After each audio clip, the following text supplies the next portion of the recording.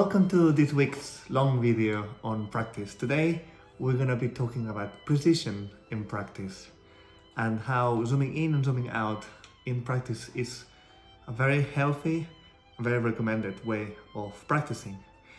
Now, this week we've been doing lots of little videos on how to work precisely on different things and how to cut areas that are more tricky and working on them in precision and why that's important. And we're gonna talk about it right now. But also I wanted to acknowledge that we went past day 50 of our 100-day practice challenge. And that's something to celebrate. If any of you are doing the 100 days like I am, congratulations, you got day 50.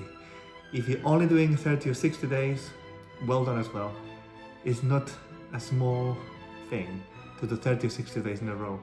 And this day 50 marks, for me, a very important moment that we are all together practicing and we are all doing it for a great cause.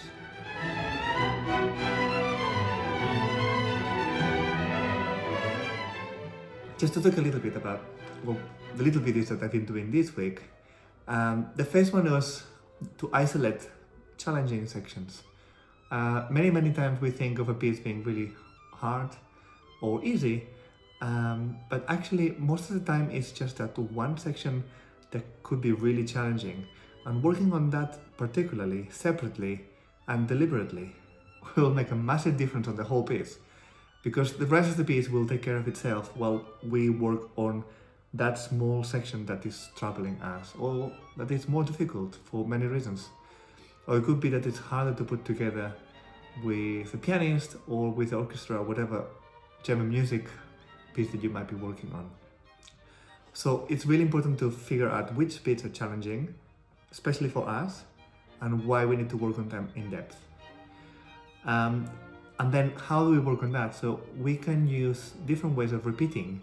Repetition is the key to any skill, but how we repeat is going to make a big difference. Repetition without variety can be very boresome. We can get bored of it really quickly, and then we don't pay as much attention. But if every time we repeat, we focus on something, let's say, for example, let's repeat this section until we'll get it really in tune. Once we've done that, we can move on and try to get a phrasing as well as being in tune. Or the sound that we are producing is also a focus on during the next few repeats. Or maybe it is dynamics that we're going to be working on, or articulation. Changing the focus doesn't mean that we are changing what we're doing. We're still repeating the same section. We're still repeating and getting better at it. The brain is learning, but we are associating it with different parts of the interpretation that's going to make it stronger. So don't forget that when you repeat, you don't have to just do the same every single time. You can do the same different time, but you can focus on different things. And you can still work really well on what you're doing.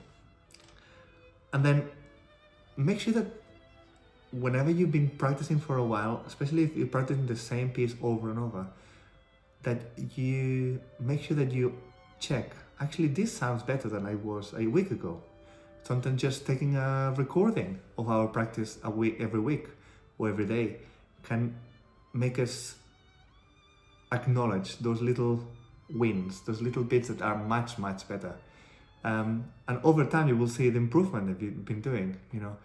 You record yourself on the first few days of practicing something, and then just before a concert or the concert itself, and you will see a massive amount of change. It's really difficult to see it day by day, but if you have a bigger perspective, you can actually see the small wins happening in front of you. And then how do we break out or break down those sections that we've been working on so much? What's the best way? There are different strategies.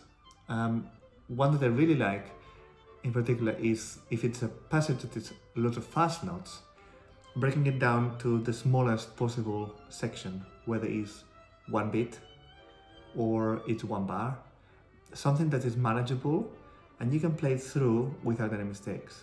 Once you've done this, then you can move on and you can just move a tiny bit within the same bar, or maybe the next beat or whatever it is, and you just work on that over and over, repetition, like we said before. Then we move to the next one and the next one. Once we've done that for a few sections, we can start putting them together. Maybe not the whole thing, but if you were working on one bit, maybe you can do 2 bits together. And then when you've done 2 bits, you can do the second bit and the third bit, and the third bit and the fourth bit. And like that, we just, like a jigsaw, we're just putting bits together that eventually make up the whole section without having to worry about playing the whole thing from the beginning because it's too challenging. If you're able to break down those sections, they will be much more manageable and much easier to work on. And literally, we can do anything like that. We can work on any piece as far as we can work on them slowly, bit by bit.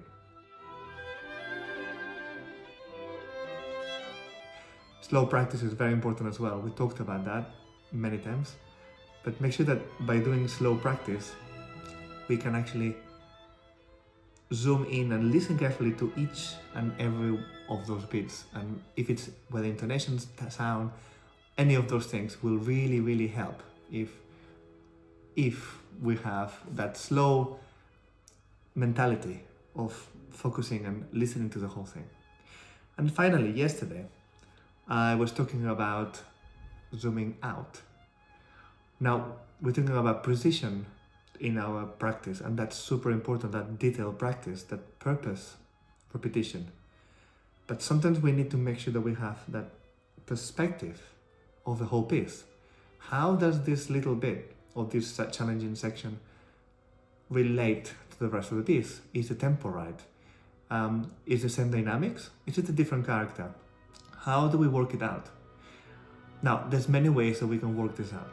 One way is, once we've done those challenging sections, putting them in context, play them from a bit before or a bit after. Maybe play a bigger section or the whole piece, depending how long the piece is, and listen how it all relates together and whether that bit that we were working on makes sense in the whole run.